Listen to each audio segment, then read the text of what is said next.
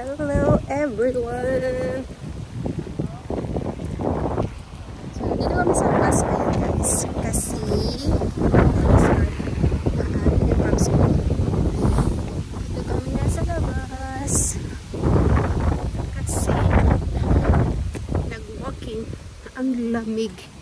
Hindi papa. Super lamig.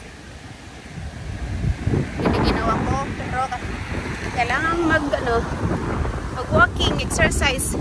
Kasi day off ngayon ni asawa. Tawa siya. Day off ngayon ni asawa, so palakarin natin sila guys. Yan. Kasi, si asawa, nag-exercise yan. Mamaya sa bahay, mag-workout konti yan. Then, ano kasi yan guys, asawa.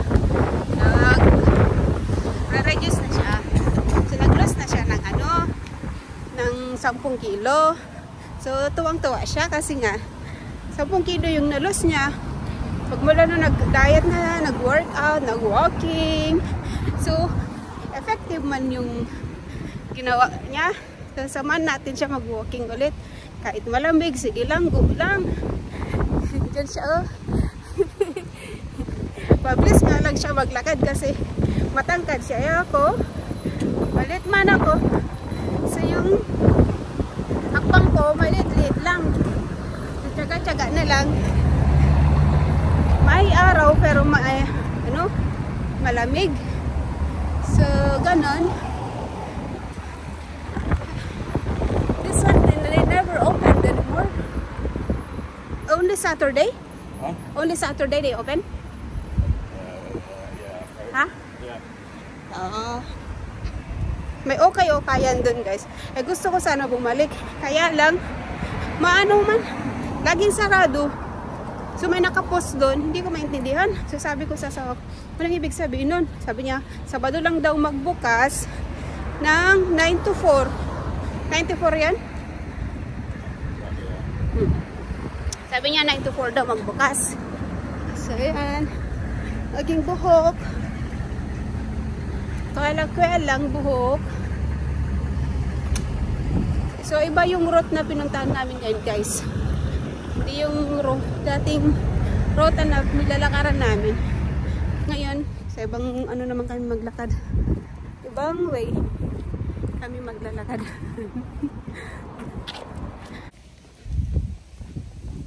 Before they have lupis here.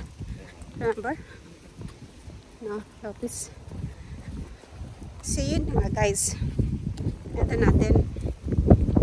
Di tuwang-tuwa siya kasi nag-loss na siya ng 10. Tapos sabi niya, noon ayaw niya mag-workout.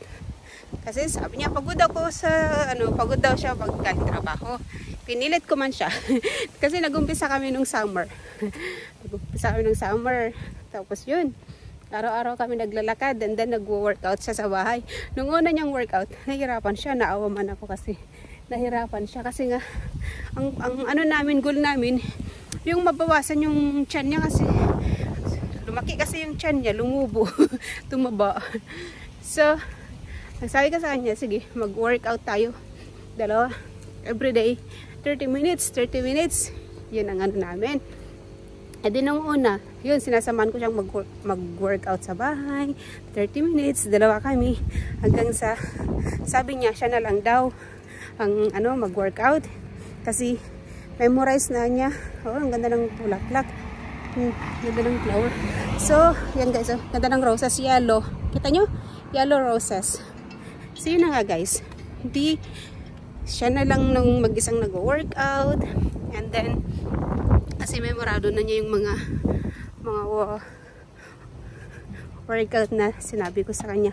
Mga 10 siguro yun.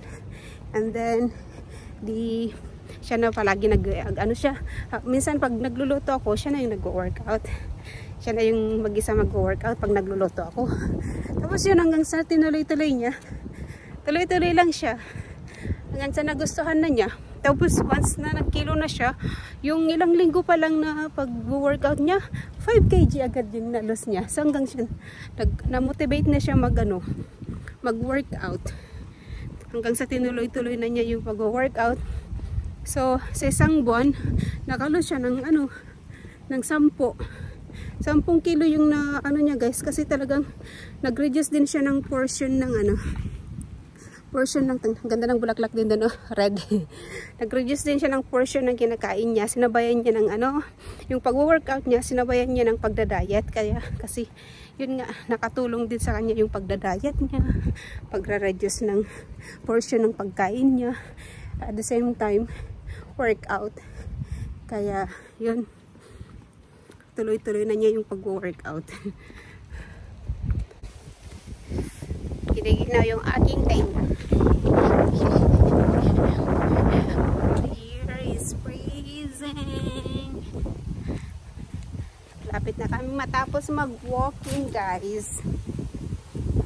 Pagod na daw sa asawa. So, pauwi na kami. Tapos, mag-workout na sa bahay. Mag-continue na siya pag-workout.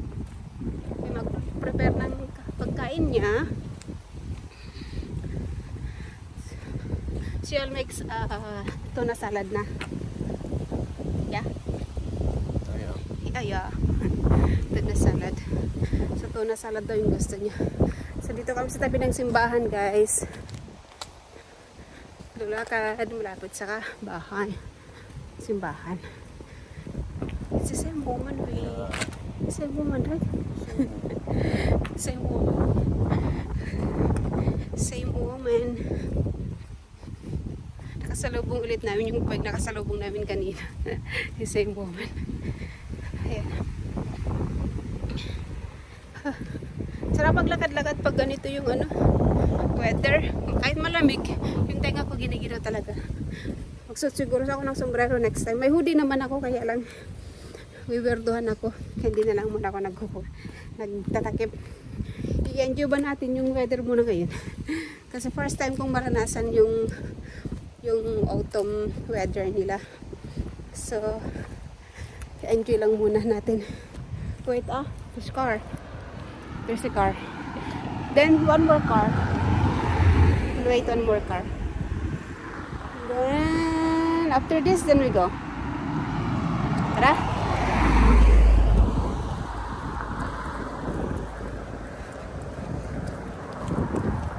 Dito naman guys, pag tatawid ka ng kalsada, mababait naman yung mga tao dito kasi patatawirin ka muna nila. Tapos mag-stop sila and then ayan ka nilang tumawid muna. Kaya safety tumawid ng road dito. Mababait yung mga dito, tao. Pero pag sa atin, wala lang. Talagang makipag-anuhan ka, talaga agawan ka sa mga sasakyan. Kaya ang daming na nasasagasaan sa atin. Kasi ganun nga. Pero dito sila. Ma-considerate ba sila? Priority nila yung mga tao. Yung mga tao ba talaga? Dito.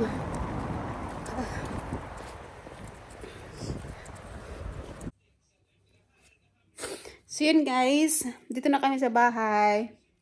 Tapos namin kumain ng dinner. And then, kasi shower ko lang. Tapos nakikita ko dito sa bintana ng lakas-lakas ng hangin. Sobrang lamig siguro sa labas ngayon kasi gabi na dito eh. What time is it now? 6? Huh? 6 o'clock? Yeah, it's 6 na guys. Tapos ito yung binili pala namin dun sa market day. Tingnan nyo. Ganyan yung loob niya. Yung white na icing na ganyan. Akala ko pure na chocolate hanggang sa loob. Hindi pala. Yung loob pala niyan, parang white lang na icing. Ganyan lang siya. Sobrang tamis niya. Tapos yung isa yung may coconut, coconut sa labas. So, siguro napakatamis niyan. Yan o. So, natikman ko na siya. Okay naman itong chocolate. Sabi na asawa. Unahin ko daw kainin yung chocolate. So, kaya, yun. Yun ang una kong kinain. Masarap naman siya. So, titikman ko yung may coconut kung saan ang mas masarap yung isa or yung the one with the coconut. Pero nagustuhan ko yung first na natikman ko. So, that's it guys for the vlog. Wala masyadong vlog ngayon kasi nabisi ako today. Kasi day off ngayon ni asawa. So, nabisi ako today. Nag-laundry ako. Dami kong linabhan. Tapos, abang ako naglo-laundry, naiwan sa asawa sa bahay. Then, nag-aral siya. And then, pero bago ako pumunta ng ng laundry, nagluto pala ako ng lunch namin. So, pinakain ko siya ng munggo. Munggo with the sotanghon. Yun yung kinain namin. Gusto naman niya eh. Yung nilagyan ko siya ng sausage, munggo, at saka sotanghon. So, nagustuhan naman niya so far. And then, after that, pumunta na ako ng laundry. Nag-laundry na ako. Pero hindi ko pa nilagay yung mga sahog niya. Parang yung munggo lang and then sausage. And then, nung dumating ako, so, saka ko inano yung sahog niya, yung mga gulay. Kasi madaling malanta kasi yung gulay, yung cabbage. And then, kumain na kami. And then, nag-walking. Then, yeah. Yun lang yung vlog. Walang kaano-anong vlog ngayon today, guys. So, see you in my next vlog, guys. Bye! Yan si Mr. Oh, busy sa pagko-computer. Naglalaro. See you, guys. Bye! Bye. Bye-bye! Bye. Bye-bye!